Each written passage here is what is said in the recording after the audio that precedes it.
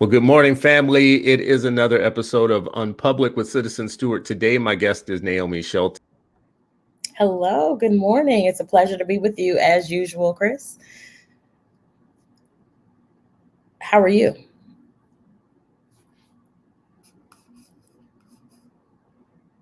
Chris? Yeah. Like, Chris, wait. you there? Uh, Today, my guest is Naomi Shelton, the Chief Executive Officer with Charter School Collaborative.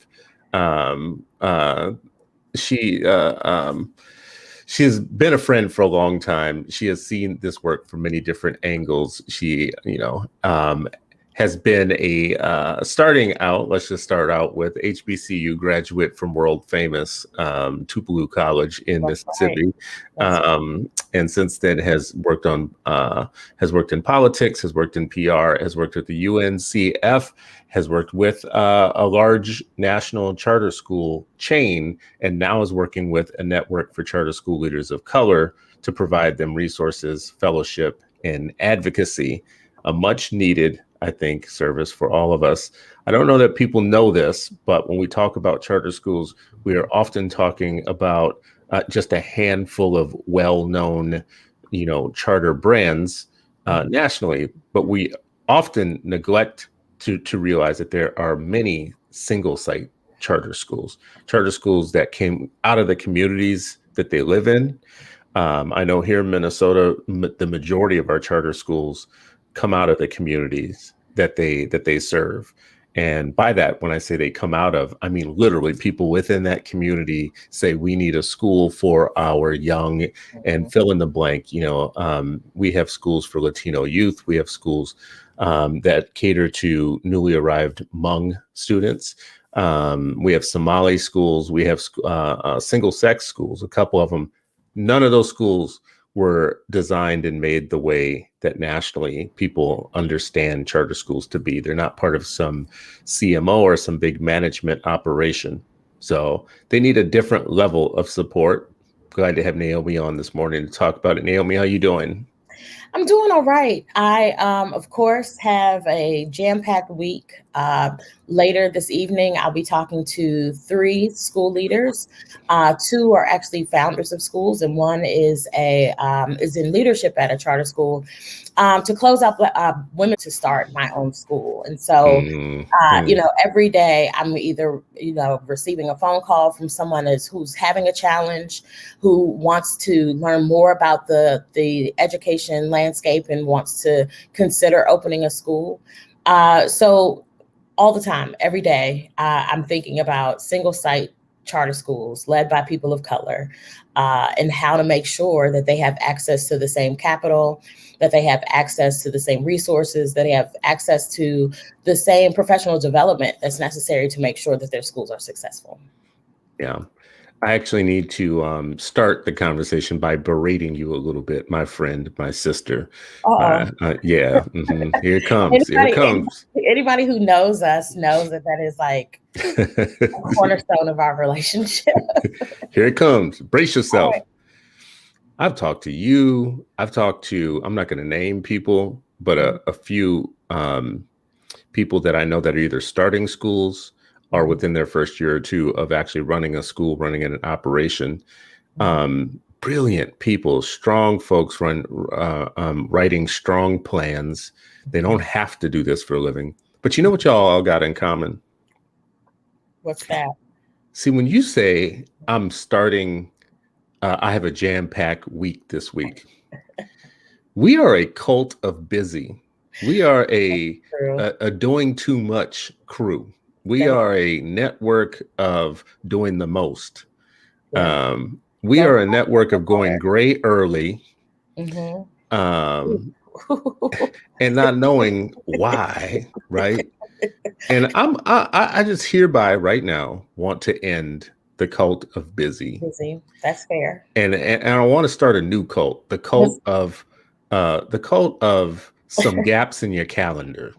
Yes. You want to join? Actually, I'm in the process of joining that cult. So my birthday is Saturday, so I'm definitely going into this next rotation around the sun being thoughtful about my vacation time, and just how I build time on my calendar. I definitely have blocks for me to meditate and all that other stuff. But I have noticed I've started to slow down on the multiple back-to-backs, except for this morning. Either way, Right. See? I'm aware of it. And I think this time over the last year has really, reset for some people. You have to prioritize yourself, because otherwise you won't be here. And I have noticed there are several new gray hairs, and we don't know if that's because of the stress of the pandemic or all that, we've been juggling over the last year. So, transitioning to a new job during a pandemic I think that's a certificate level graduate course. It should be. Mhm. And I'm specifically saying this to you this morning because you're in double trouble, double jeopardy.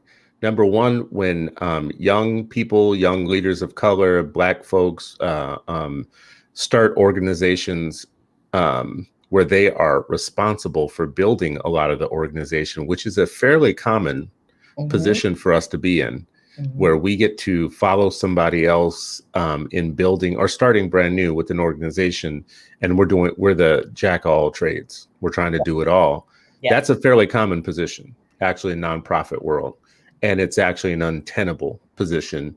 So we got to kind of rally around each other, and we got to make reminders with each other, like I'm reminding you today. Don't do Yes. that 24/7 thing. Oh, You listen, know, I have alarms set to tell me when to shut off. Now, does that always work? No. I was about to The say. problem, the other issue for me specifically is I do have like a double load. I, of course, run this organization that was started by Kim Smith and Trish DeZico after their Baharis experience. And I'm, thankful for the work that they have carved out in this space. But I also serve as an authorizer, which those of you who know me and already know what I do, being an authorizer here in DC means that I am, when I close the books during the day, I then pivot and I'm thinking about the charter schools here in DC.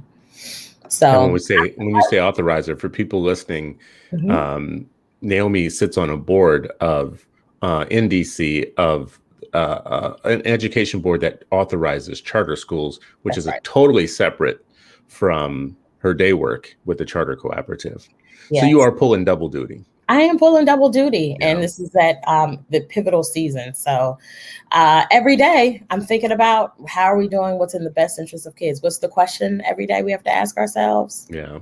I think actually, so I'm in a similar position, even as I'm giving you a hard time trying to Mhm. run an organization. I'm actually in school myself right now, working on a couple of things, couple of projects that will be done in June. And then, people seek you out. They want you to sit on their advisory committee or on their board Mhm. on different things. So I'm on a couple of boards, a couple of advisory committees. And at the same time, I've got multiple children still in the pipeline. So, and a family, That's a lot. it becomes a lot. And I think at times we glorify the grind, how we Listen, got to get it all done. I if I mean, if like I'll say this, I I'm an only child. My mother was significantly committed to like raising me and her career, so of course that set a tone. mm, But I will say this: when I was up late last night, I was planning vacations. Like I was planning where I will be as far out as November. So wow, wow. I'm thinking about it. I'm definitely, keeping that balance because we see far too often that um, Black men and women run themselves ragged and literally Hmm. walk themselves into an early grave. And so I'm definitely trying to make sure that I'm here for the long haul. Later today, I'm celebrating a 50th birthday for one of my dearest and best friends. And so I want to make sure that I'm here to celebrate that milestone as well and There you more go. and many more. um, Well, I love the idea that you're planning out time for yourself. I've worried that, being in this new position, that it's going to be hard. It's going to be hard to give yourself time and gaps in your calendar because there's so much to do. You want to get it all done. You want to look like a good leader, Yep. And all that stuff. But we're starting a different cult today. We're starting a cult of, of sustainability. That's right. And it is not sustainable to be the one that's trying to do the most every day. I know. I'm saying this from I was personal just saying, experience, I know that you're saying this to yourself as yeah. well. I I noticed that we have Emery Edwards in the comments. Emery is somebody who makes me jealous at times, because if you watch Emery's social media feed, he'll be like cutting up bourbon chicken, or like, he got him a highball and some whiskey, or right. And some barbecue, and you're like, now see, this is somebody who understands how to keep it all going. He really does. He really does. And thankfully, I have a whole family of folks in Indianapolis. I see David McGuire's in the comments as well. I cannot wait to get on a plane and like land in Indianapolis. One of the first places I'm going is Emery and his wife's backyard to have some of that smoked meat. Oh my gosh. My gosh. I don't know. I'm going to go see Emery, and Emery, I love you and all, but Indy has this restaurant downtown that is like the best steaks I've ever had in my life. What is it called? Izzy and Harry's? Is that what it's called? Yeah. It's so good, and they got the really spicy shrimp cocktail that is just like beyond repair. So you see us reminiscing, people. Right. We usually see each other at conferences, education conferences. We're usually traveling a lot to do this education work. It is a grind. I want people to know that when we do this work, that it is not cushy, and it is not the thing that we get criticized for being. It is not like, some billionaire descended from a mountain with a bag of money and said, go forth and never work again. It's kind of the opposite, right? So I want people. That was our way of finding balance, though, to be able to be in community with one another. And I that's one of the things I also am doubling down on. I think it's easy for us to say, because we are, yes, Harry and Izzy's. Yes, I will be there the moment I touch down at Izzy, but there is one in the airport. Just the idea of like the community building and family, in what we've built in terms of like this network of people who are all committed to thinking about this work and thinking about how we serve children and families and communities in very different ways than the ways we've been doing it. And so a lot of that is really focused on how do we make sure that we are taking care of ourselves and taking care of those around us. I was texting with Carrie Rodriguez the other day, and, just one, I don't know how y'all juggle all of this with children. This is one of my babies. Thank you. And I have a dog. I have a senior citizen of a dog. But the work that you all do to care about this larger landscape and ecosystem, but also to have to take care of home. I feel like that is the point of today's show in some ways. We want to build new schools and build new opportunities for our young people as a goal. We have 8 million Black children. That should not be too many kids for us to get a world-class education in a first world country. That should not be like an unattainable goal to get every one of them. That not just a good education. Let's stop being so imprecise with our language. An education that sets them up to lead a good world in a very ruthless economy that has no kind of love for broke people. Right. So we want them to have an education that keeps them gainfully either employed or owning businesses, or owning themselves and owning enterprises, owning land, owning houses, owning transportation, owning themselves in a country that was never designed for them to own themselves. That's the education that we want for them. So that I get the mission now, why we wake up every day kind of thinking like what the little bit of work that we have to do is so important. Like we really got to push. But you just said all the right stuff in all the right places. We need to build an ecosystem of educational people who are doing their different little parts. We need to build community around this, because new schools won't last by themselves. No, they don't. And one of the things that I enjoy about being a part of the independent authorizer here is that we do have a very different landscape.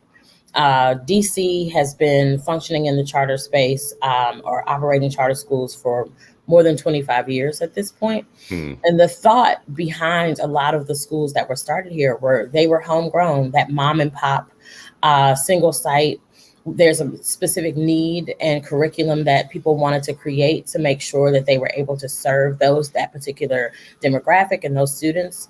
You mentioned earlier the schools that serve either a single sex or that focus on a particular issue area. I think those are the types of schools that, fly under the radar and we don't talk about them.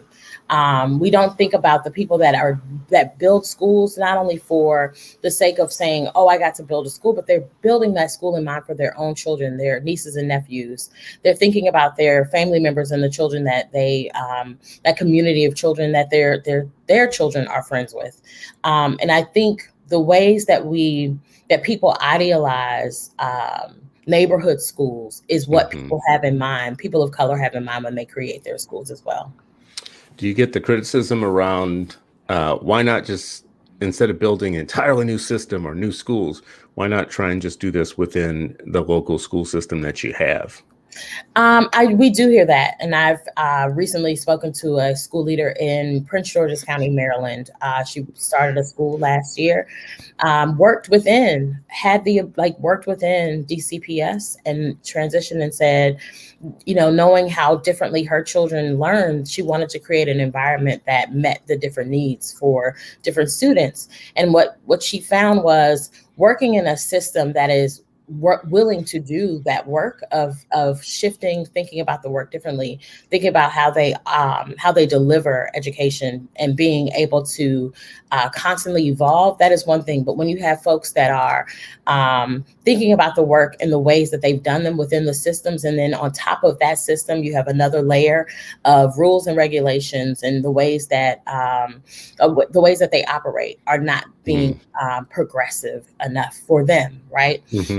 And so there are families that are able to find that balance within traditional systems. There are people and leaders and teachers who are able to find a balance within systems, but there are people that recognize that systems don't always serve people the way that we want them to, or the ways that we need them to. And so they're looking for an alternative way. If logic serves, it should be obvious that if people are seeking out to build new schools, that the existing ones, for one reason or another, aren't really working for them, right? I mean, it seems like a question that kind of answers itself, but I hear it all the time. Why would you start? We don't have enough money to go around. I hear that oftentimes. We don't have enough money to be starting completely new schools. It's funny we find money for the stuff that we really want to happen. That idea of this scarcity, right? People are operating from a model of there's only one pie. Instead of us being able to find ways to bake more pie, right? And I use that quote. My friend Brittany Packnett Cunningham says that all the time. Where there's enough, there's more than enough, and we know we can make more. There are people who, or I should say, there is a person in this country right now who makes more money every minute than people would even dream of, right? Right?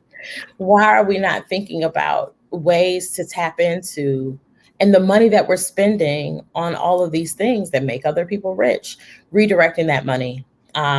People often say that charters are siphoning money away from school districts. I hate that. I hate it too. I hate it. Yeah. And I've also heard people say that, once a charter school was created, and if they were serving a particular population, generally a population that school districts typically don't serve well, that the school district was like, yes, please take these children, right? So there are times when they're like, yes, you can take these kids off our hands. And that the arguments are very broad stroke when we know that the differences between jurisdictions, states, cities, what all of those things look like from place to place are very different. But what we do know is that the resources are not equitably distributed to Black and brown serving schools. No. Or traditional. The equity is just not there. And until we have equity, we should be able to pull the lever we need to pull. Yeah, we know for a fact that all the research tells us that the equity is just not there. So let's stop pretending all things being equal. Here's another one of my favorite one is, well, if charter schools are so good, why wouldn't they be in rich areas? Why don't the rich people want them? Because the real goal, we'll tell you why. The real goal is everybody should have schools like they have in those rich neighborhoods or rich suburbs or rich areas or whatnot. And I'm like thinking oftentimes, that's your dream. That's your dream, because that's your family. So you think that's the end all that be all. We're in the middle of a 400-year fight for the Black brain. There's no arguing with me. We don't argue. Like, what do you mean? So keep your version of your beautiful little Pleasantville schools, and hold that for yourself, where everybody wears a Mr. Rogers kind of like sweater and walks around like, father knows best bullshit. You keep that for yourself and your people, and let your little folks, and let my people go. Right. That's all I want to say. Just let my people go. The thing is that we've also seen examples over, the time from when Mike Brown was unfortunately killed to now, that you're hearing in more and more middle class and upper middle class Black people say that they now realize that the schools where they were sending their children that met that quota of, oh, I want to have the very rich white private school experience, that they're realizing that those schools don't serve their children well. Right. That they're subjecting their children to all types of racism, any other biases, all the other things that come along with being in environments that are not created for you and by people who look like you and care about you.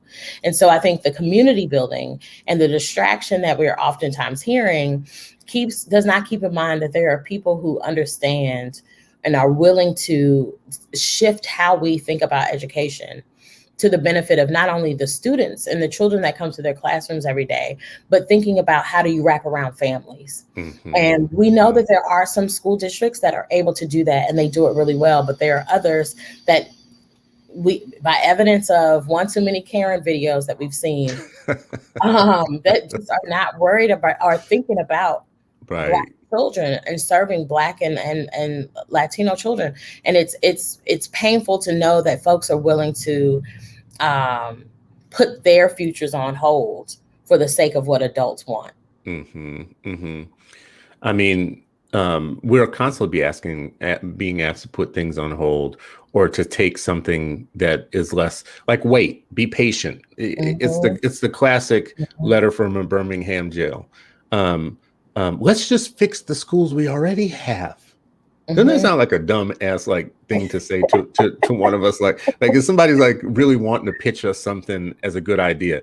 Hey, how about you stay in the schools that we built for you that are giving you a substandard education and just wait until we fix all of them, right? And we've been waiting. And that's part of the reason why a lot of the parents who do choose alternative options, i.e.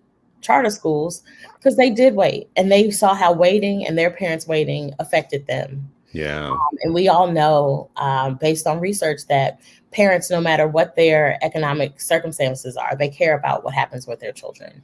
And they're dedicated to finding alternative pathways to get them what they either know their children deserve because they experienced it, or they know because they didn't get what was the best of the best. Yeah, it feels simple to me, like right now, just logic works this way. We know what we're getting right now. So we can predict what the future is going to be 10 years, 12 years from now, based on what we have right now, because we're predictable people. We understand the world. We see patterns. We have pattern recognition. Black people are intelligent. We understand patterns, right? So here's a pattern. If we keep what we have right now, 10 years from now, 12 years from now, we'll be talking about the same things we're talking about today. So why don't we start today with alternative education, alternative schools, alternative ways of doing things, only because we want an alternative future. Right. Only because we're looking for some other ending, like one of those. What do they call the movies where you pick your own end, like pick your own adventure or something like that? Yes. Yeah, we're looking for that. Right, we're looking for that, and I think one of the things that when you say we're accustomed to patterns, That also means that we get comfortable in those patterns instead of Mm, stretching ourselves. I haven't finished the book, so I'm not going to pretend to be an expert in it. But in what I've started with emergent strategies is that what are the ways that we can build community in different ways? Like when we talk about Afrofuturism, which can some people, I don't know where you are on that, Chris, because we haven't had a chance to break bread at a conference. Because I can just hear you be like, I don't understand that term. But how are we thinking about creating a future that doesn't based on something that doesn't exist, right? And mhm. people being really comfortable with like following a pattern. Let me say this, and either you or I or both of us end up having a mic drop moment. The patterns that I've seen from this country have been that we are comfortable with mass shootings. Mm, We're comfortable with the idea of two parent, 2.5 kids and a dog. We're comfortable with all of those things, but we've also seen that those patterns have left us in the place of looking back and reflecting and saying, oh, do you remember 25 years ago when X, Y, and Z happened? This is a reminder of that. So what are we doing differently? So I don't see the purpose of us saying, let's follow that pattern when that pattern has not landed us in a place where we're better off. no, it's just made us comfortable, but Mm-hmm. it hasn't. I love your point about Afrofuturism. I'm just putting it up here for folks to see. Afrofuturism has always looked forward. How Mm-hmm. can the ideology serve as a blueprint for cultural growth? I think that's a great question to ask right now, just because we do want an alternative future. That's why we build schools. That's why we have pipelines where we want more Black teachers. That's Mm-hmm. why we have people like arguing and fighting about what should be the best pedagogy for Black folks, and why I'm starting now to argue about what should be the best andragogy. Like, how do we teach adults at the same Right. time that we're teaching young Right. people? And I love your work in how do we build ecosystems? How do we Mm-hmm. build community around the idea of our own freedom? Mm-hmm. And hopefully that all, not even hopefully, logically speaking, us doing all those things would not lead to anything except for a little bit better, or at least somewhat better than what we have now, breaking Yep. up the patterns. Um, I noticed that, like, I want to ask you a couple of questions just about the organization and critical questions about the movement. So, like, one would be you guys serve charter leaders of color, but the majority of those are Black.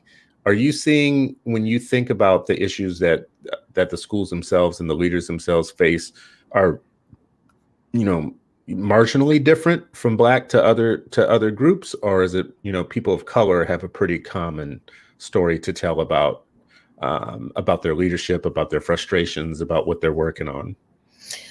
So I generally hear more so about what's happening with Black schools, not to say Hmm. that what's happening with Latino or Hispanic led schools isn't a concern. But what I'm hearing more so is that the closures, all the other things that happen in a systemic way, happen more often to Black led schools. Um, and it is also regional. I will say that my familiarity is more so with the East Midwest to East Coast versus Hmm. the West, and that would be where majority of the schools. So the West, Texas.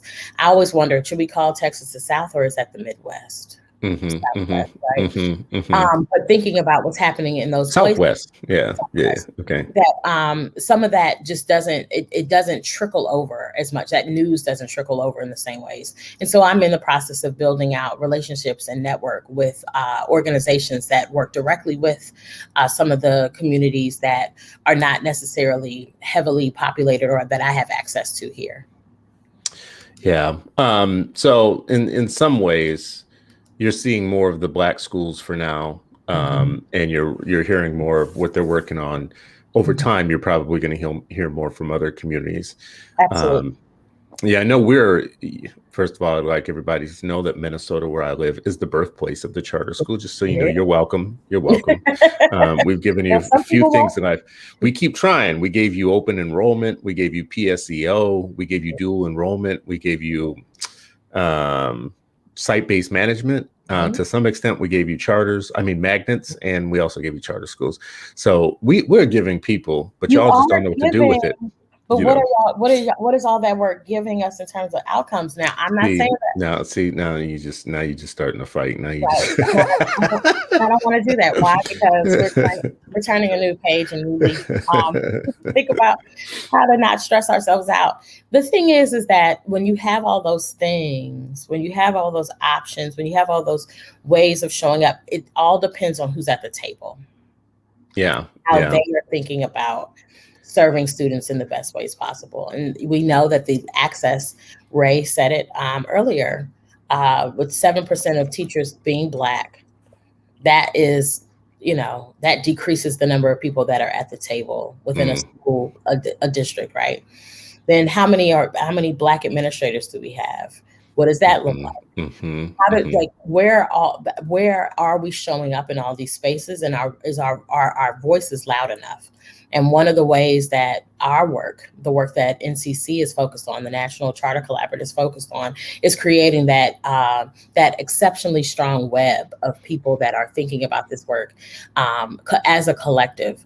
I just talked to Don Chavis in Philadelphia yesterday about some challenges that they are having with the charter landscape there. And they've created the African American Charter Coalition. And that may be wrong about what the acronym is, because right now I know 50,000 acronyms. But all of that to say that the challenges that they're having in terms of the inequities, all of those things the same could be said for many urban centers. But the constant is that Black schools are not getting what they deserve and what they need. Again, DC shows up very differently, but we have majority of the schools that have closed here have been Black led. mhm, And so mhm, how we're thinking about that, how are we connecting those dots so people don't feel like they're fighting these battles in isolation, that they're mhm, not considering these things and coming up with what are the solutions and or what are the demands that they need to be making collectively, so that people don't feel like they have to do that on their own. mhm, mhm. I mean, I think that's really the way the system is designed, is to make you think that you're on your own in a Mhm. lot of the work that you're doing. So the real power is in collecting together, like That's right. having each other's back and forming ecosystems. We talked at the beginning of this show with the very important message that I think some people may have, like, one troll that we have in the comments is like, so we just going to talk about food now? And we just, well, let me just say this: taking care of yourself and building networks around you makes the work more sustainable. So stop trying to do for self and start moving as a team, right? On to get some of these things done. I really wonder about if we say enough about how we're not just trying to build new kinds of schools, or we're not just trying to be part of a policy prescription, Mhm. but we Mhm. really are thinking that, like, in the comments I saw David is with us this morning in the comments, David McGuire. When I think about Black educators, there's a couple of things that I expect of them or want from them, which is Black educators have always been in the business of creating new pedagogy for our children that doesn't exist in the main system. But Mhm. after a certain point in history, we lost a lot of them. So Yes. when I see people like David, who are younger, who are coming up the ranks right now, who have a place to try new Mhm. things and a Mhm. place to learn, that, and then a place like a laboratory where you can share that with others That's as right. we learn, because we have fraternity with each other. That to me is bigger than just being about a policy, That you is know. It's so much bigger than that. And as I hear you talking about that, and knowing that we had a very tight knit ecosystem of Black educators in our country, and that we can continue to have that, but we have become this very siloed. We've had this very siloed experience over time, and so how does NCC think about this? We think about this as, how do we develop a peer to peer network, and make sure that what the learnings that people have taken over time are then recycled back to make sure that folks know how they can be successful. Mm-hmm. Consultancy, making sure that we have a bench of people that are able to impart their expertise to folks to make sure that they are shifting their work to have a more high performing school. We have a fellowship that does a deeper dive with leaders to think through how they can have a shared problem practice, but then come out with solutions, and then advocating for them, right? And so thinking about the ways that, have you heard of BNOLA, Black Educators for New Orleans? Hmm. And I was in the first meeting. So yes, I was in the first meetings to be known. I just like it to be known. And okay. guess what was involved? Well, just the idea of making sure that you're connecting educators. That's a way of Yes. like that informal like codifying of the work, and making sure that that ecosystem is constantly churning that information so that Hmm. we don't lose what we know to be true. And for instance, right now we have a community of practice that is focused on codifying the special education practices of Black leaders and how they've implemented that not only in their day to day when we were in person, but also how they've been able to do that work virtually. And in codifying those things, we're able to demonstrate to people and have it, and we're working with a research partner and thinking through how do we make sure that we say that we're not just by anecdote saying that these schools are doing this more effectively, but that we have demonstration of what they were doing, how Hmm. they were doing it, and that way it can be replicable. You know what I'm trying to say. I got you. You got me. Yes, I'm not going to try it myself because I'm going to have a hard Right? time, but I Because it got ended it. up being a whole thing. So making sure that we actually know what we're doing. And Hmm. that is the thing that ends up happening. What ends up slowing us down is people are looking around and they're like, "But I'm not sure." How do we make sure that we have it all pulled together? Hmm. We have Hmm. people having a network of people talking about it and seeing that that is actually, oh, you had success with this, so let me try that as well. It is absurd that we don't do more of that. And so how do we create, our goal is to create that type of ecosystem for the leaders of these schools and that they are in constant communication with one another. They're learning lessons. One of the things that I said a few years ago in dealing with some of the closures here is I said to some of the other Black leaders, how often do y'all talk? Mm. How often do you check on one another? How often, like, was there no one to say, excuse me, your slip is showing? Like, how are we doing that work? And Yeah. hopefully what we can do with NCC is build a space and a network, and build a community that it isn't frowned upon to get that feedback, but it is seen as like you lifting as Hmm. we're all trying to climb. This is work that we all have to do exceptionally well because everyone else around us is making sure or at least standing by to see if and whether or not we'll fail. Yeah.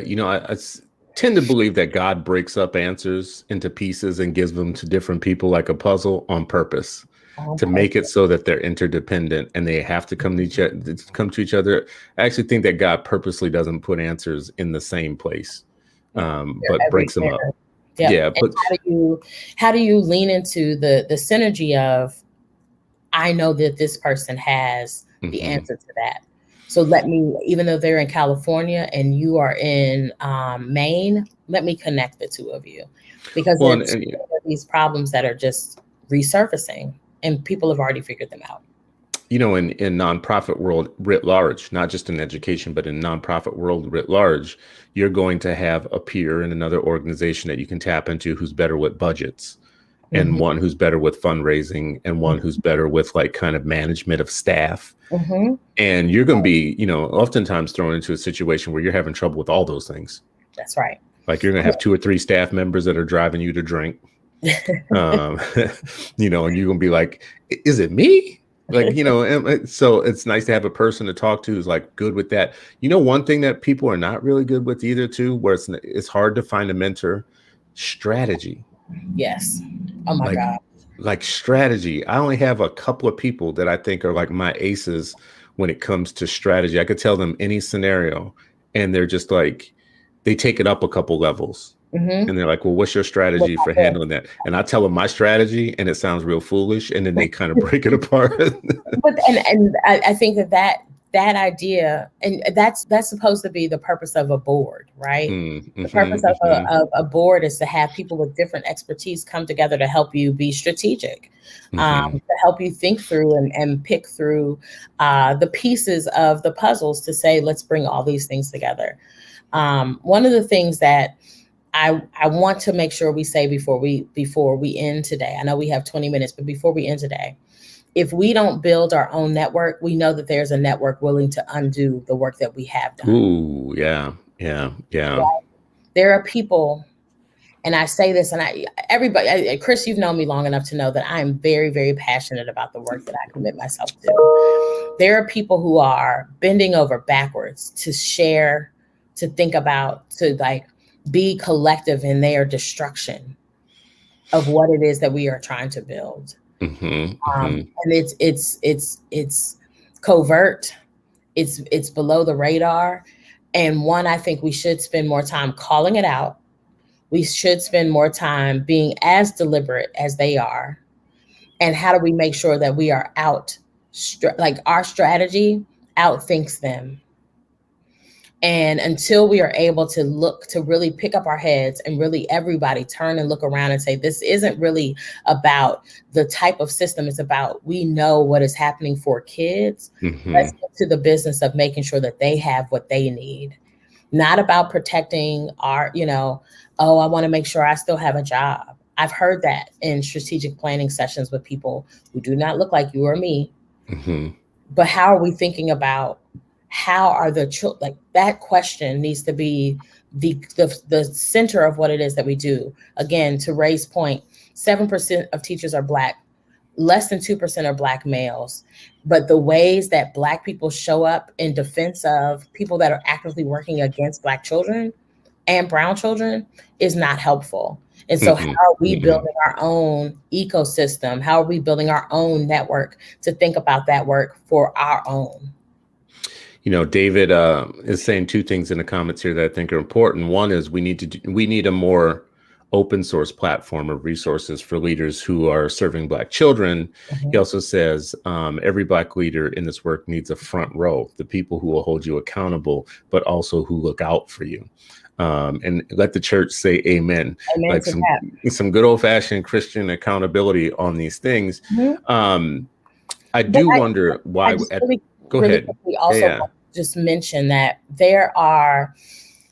So today, my board chair for the charter boards shared a Brookings article that talks about the online forum that GC Urban Moms and how they talk about education. And so I want to just be clear that when we say urban moms, we are not talking about the community that needs the most support.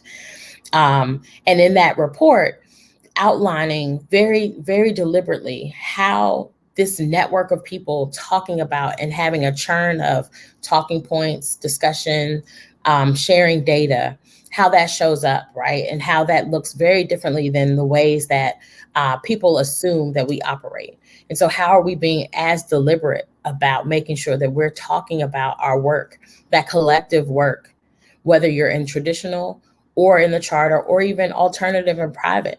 How are we building out our own ecosystem of conversation to make sure that we're on the same page? And that's really the crux of what I want to get to, is that they are very deliberate about how they have a pattern, and they're very comfortable in that pattern. How are we breaking free of that pattern and building our own? Say more about the report. So Brookings Institute has a report on what specifically?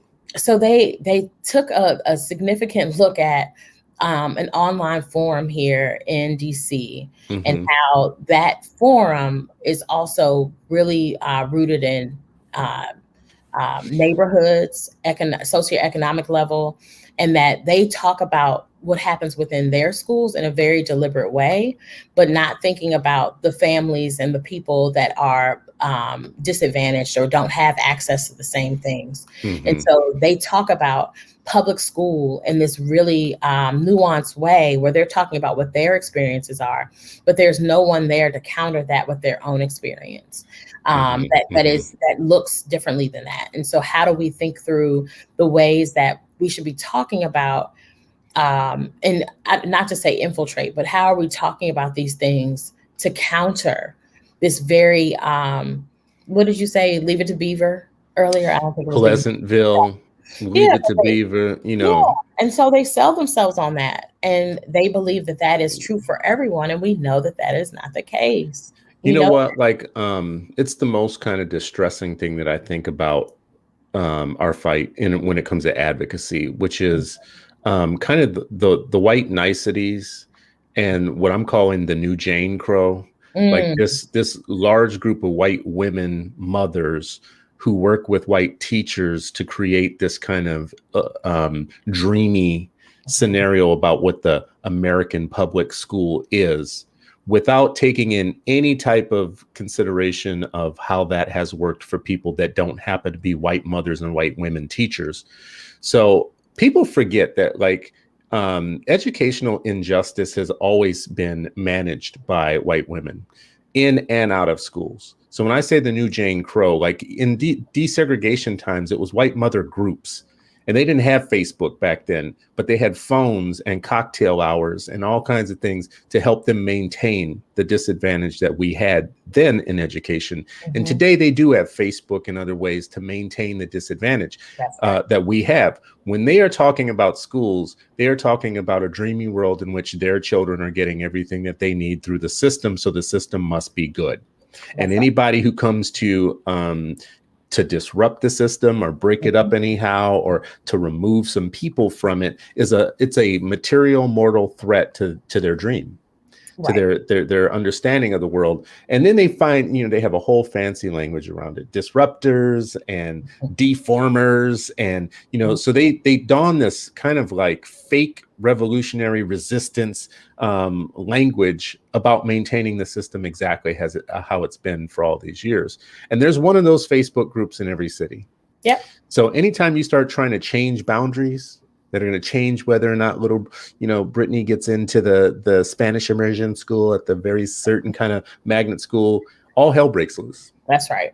right? You go try to change any of that stuff in any city and watch what happens. Oh, I've heard one too many stories about a particular Black leader here. And I heard it, one, through the grapevine of education, but then two, directly from a parent, where they were really undermining the work of this Black school leader, who was in the traditional system, an outstanding leader, of course, HBCU educated, but also truly dedicated to not only her craft, but to children.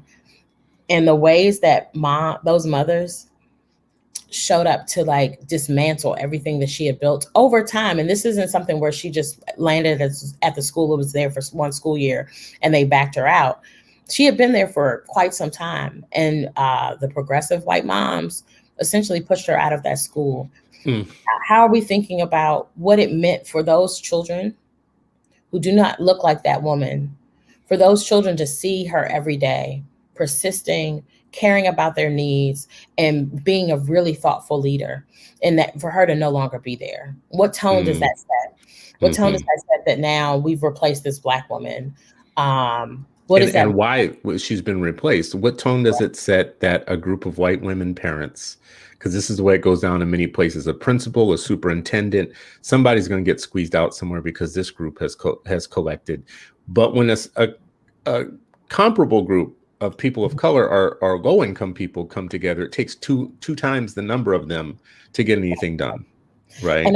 I'm picking up on unfortunate signals here in DC that there are progressive, and I say that with quotation I was marks, about to say progressive what? Yeah. progressive folks that are thinking about this in terms of like, how do they now get Black voices to be the microphone Hmm. for Hmm. them? How do they then see this idea of distrust for the charter system, but have Black people be the face of it? Because people have called them out and said directly that they're being racist.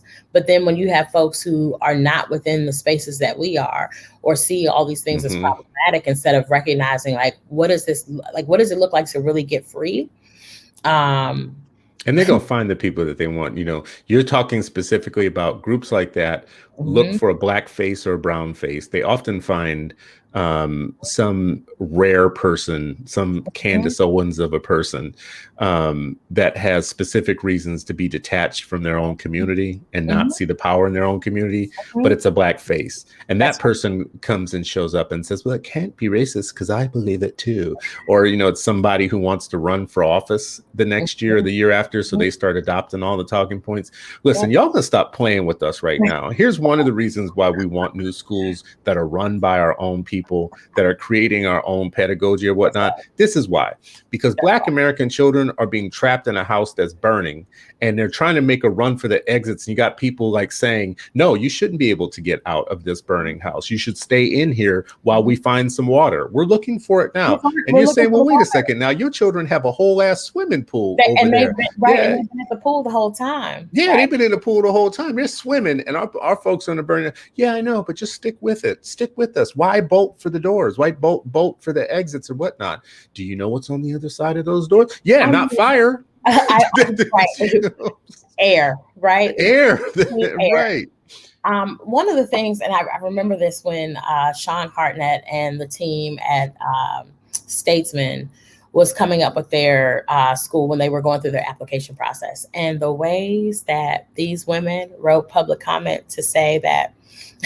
So the way, how that you have homeroom and all the different ways that you create culture within your school, and they wanted to break the cohorts up and call them crews, right? Mm-hmm, mm-hmm, Crew, right?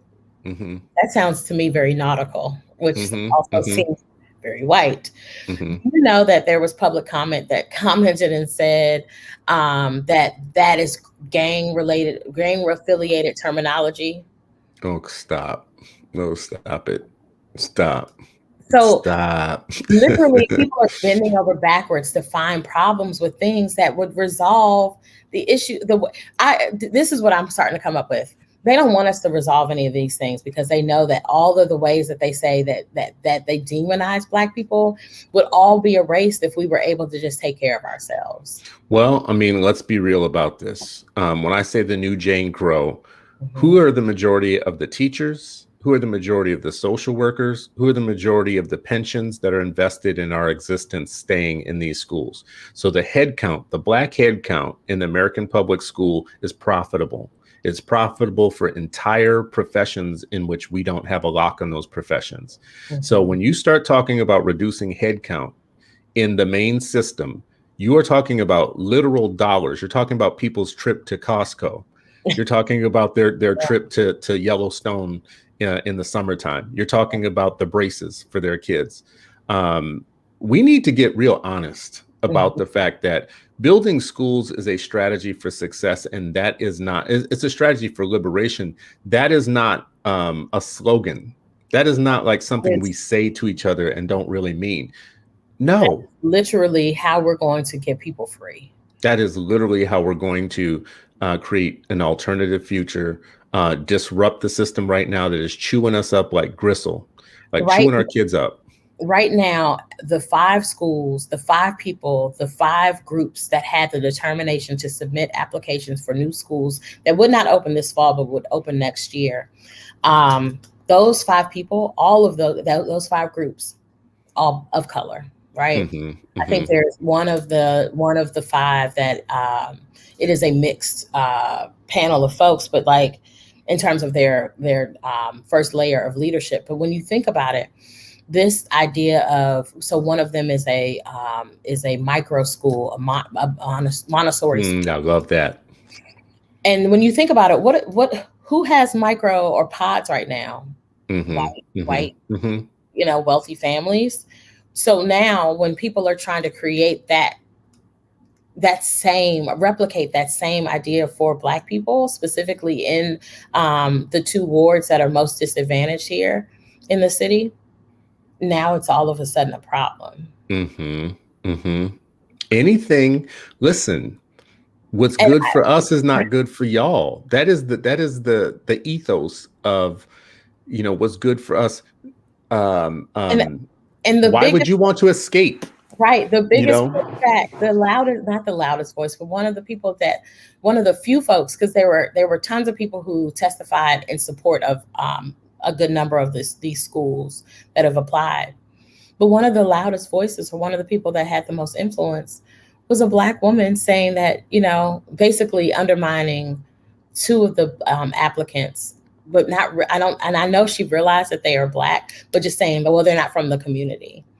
And why are we trying to gatekeep people that have been doing this work, people that have been in Mhm. different portions of this ecosystem and have a really good understanding of the lay of the land and should be able to put forth application? I just can't, Naomi. Like, listen, if the new Jane Crow doesn't kill us in education, mass education and mass incarceration are siblings with each other. I want to keep saying this, right? Mhm. And these people are literally invested. Their pensions are literally invested in private prisons and child detention centers. And if you need me to prove that on another show, I'll Oh, do the it. So, data is so there. don't, yeah. So don't play with me on this one. But our own people who come and join the wrong team for all the wrong reasons. We got to do something with our special Lord touched people in our Yep. Oh, I community. love that alliteration. Brainwash Hmm. black blockers. Yes. Yeah, we got to do something with them because you know what it feels like. It feels like the movie Us. It Oh, feels like we don't know which one we're dealing with sometimes. Are you the underground you? Or are you the overground you? right. Because And then, of course, that then makes us question ourselves, right? I feel like I'm being gaslit. I'm like, well, am I wrong for wanting to do something different, right? yes, Um, yeah, and yeah. I legitimately, I'm an ambivert or an ambivert. I don't know which one is what, but I will say this: like, I know what it means to like live in group think. I know what that means, Hmm. but I Hmm. also know what it means to Hmm. like be cool with not having to do the status quo. Hmm. And so what is so wrong with the idea of us taking what is meant to, taking what we know that will work for our kids and building what we know will work for our kids? We I see mean, it and come let's on now. let's replicate it, right?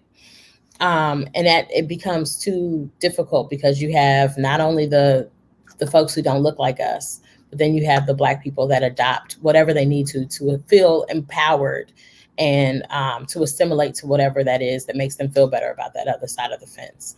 Well, that's a good place to kind of land. These shows often end with a question that actually is a whole nother show, Hmm. which I like. And this is what I'll say about that last point, because I think it's critical for us to understand. When you said assimilate, it gets my brain thinking in this way. All of America is built on racial collectivism. As much as we talk about the rugged individual, the Yep. Irish, the Italian, the Yep. Jews, the Asians, everybody has figured out that dollar needs to go through their community multiple Mhm. times if they ever want to have a fighting chance as being seen as free, as That's seeing as having capital in this country. mhm. Black people are the one group of people, the one human population who we consistently tell you'll be better off with fewer options, with less power over the systems that govern you, with Mhm. less kind of like access to the same things that have made everybody else successful, right? So our racial collectivism in education should be very clear. Like our interest in racial collectivism for Yep. our own education should be clear, because we need to own the means of production of knowledge. We need to own that. And everybody else has figured it. So when you fight with the new Jane Crow folks, what they are fighting for is to maintain their dominance and the control over the system that educates their Right. kids, That's right. because they understand that is power. That is power. Mhm. It's nothing else but power. And when you start taking that away from them, it makes them very insecure. It Mhm. makes them feel like, oh my God, we might end up with a Black president and a Black vice president and a Black Congress one day. Let's stop this. I Let's mean, stop this now. we're experiencing that here in DC when it comes to statehood, right? And the fact that people are really and truly making excuses as to why we don't need to be a state. We pay federal taxes. If I don't need, if we don't deserve to be a state, give Right. me my money back, right? But the idea of the collectivism of a majority Black space led by the right people, the people that are going to be committed to that work, Mm-hmm. people are definitely afraid of that, Mm-hmm. Mm-hmm. right? And so how do we keep the thumb on folks versus allowing people to just thrive, because we can always make more pie, just to bring it full circle. us having what we need does not stop them from doing whatever they want to do. I just don't want to be at the And mall. even if it did stop you, even if you had to give something up, you're looking in the face of people that have a 400-year priority on being able to be as free as they damn well please. Like free to educate how we want to or whatnot. This is not negotiable. This is what will it do to the system? I don't give a damn what it does to your system if we pull our kids out. Well, what will it do to our jobs? And, but I don't give a damn. What I really care about is that we get honest with each other and have some racial realism with saying, basically, you're still living under that mode of like, kill the Indian, save the man, which was the old ethos. You think by integrating and assimilating us into your program, we will come out more like the ones you want us to be. That's cultural suicide. We're not doing that no more. So anyways, well, we're at the end of our hour. Naomi Shelton from the Charter School or the National Charter Collaborative that leads hundreds of advocates for and builds fellowship for hundreds of charter school leaders of color. What are your final words? How can people find you? How can they support your work? You can find us on the internet at chartercollab.org. This evening, if you have Clubhouse, we'll be hosting a conversation at 7 p.m. Eastern. So please join that. Please follow us on Twitter. We are ramping up and having more dialogue on our social media. And feel free to find me. And my Twitter handle is Naomi Shelton DC. Excellent. Well, thank you all for watching. We appreciate you coming every morning, spending an hour with us, putting such insightful comments into the comments for us so that I can read them later and think through what should be new show ideas and what should we pull on more. Let's save our kids. Let's build our own solutions. Let's build an alternative future. We can do it, but we